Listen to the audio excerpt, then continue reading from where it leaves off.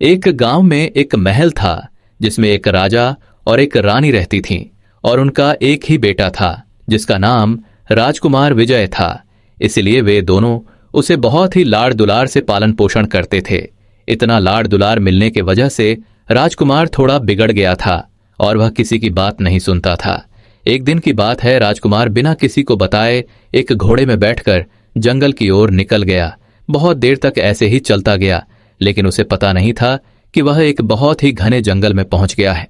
फिर राजकुमार ने थोड़ी देर रुकने का फैसला किया और घोड़े से उतरकर एक पेड़ के नीचे थोड़ी देर आराम करने लगा।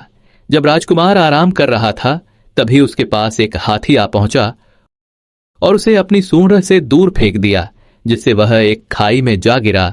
तब तक उसकी आंखें खुल चुकी थीं और उसे बहुत चोट भी आई थी। तभी हाथी फिर से उस पर हमला करने वाला था। तभी एक किसान वहां एक मशाल लेकर पहुंच गया और हाथी को दूर भगा दिया और जख्मी राजकुमार को उठाकर अपने घर ले आया। किसान का घर छोटा था और वह बहुत गरीब था, लेकिन फिर भी उसने राजकुमार को अपने घर ले आया और उसे एक खटिया में लेटा दिया। राजकुमार बहुत जख्मी था, इसलिए किसान की पत्नी ने कहा कि आप जाकर किसी डॉक्टर को बुलाकर ले आओ। किसान ने वैसा ही किया और डॉक्टर को बुलाकर ले आया। डॉक्टर ने राजकुमार की मरहम पट्टी की और उसे आराम करने को कहा।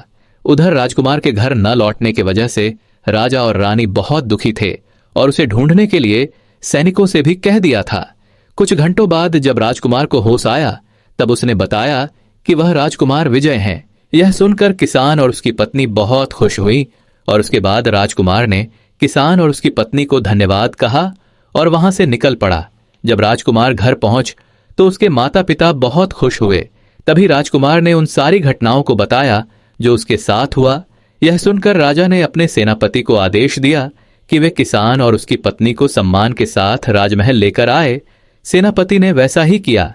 जब किसान और उसकी पत्नी राजमहल पहुंचे तो राजा ने उन्हें धन्यवाद कहा और उसे बहुत सारी मुद्राएं दी, जिससे गरीब किसान बहुत खुश हुआ और वह खुशी खुशी अपने घर लौट आया। इधर किसान राजा के द्वारा दिए गए मुद्राओं से कई जमीन खरीदे और उसमें खेती करने लगा, जिससे उसकी गरीबी खत्म हो गई। और उधर राजा और रानी खुश थे क्योंकि उनका राजकुमार सही सलामत घर पहुंच गया था। इस कहानी से हमें यह सीख मिलती है कि हमेशा लोगों की मदद करनी चाहिए बिना किसी लालच के। अगर आप किसी के साथ अच्छा करोगे तो भगवान आपके साथ अच्छा ही करेगा। अगर ये कहानी से आपने कुछ सीखा तो वीडियो को लाइक और चैनल को सब्सक्राइब जरूर करें ताकि मैं आप लोगों के लिए ऐसे ही वीडियो बनाता रहूं।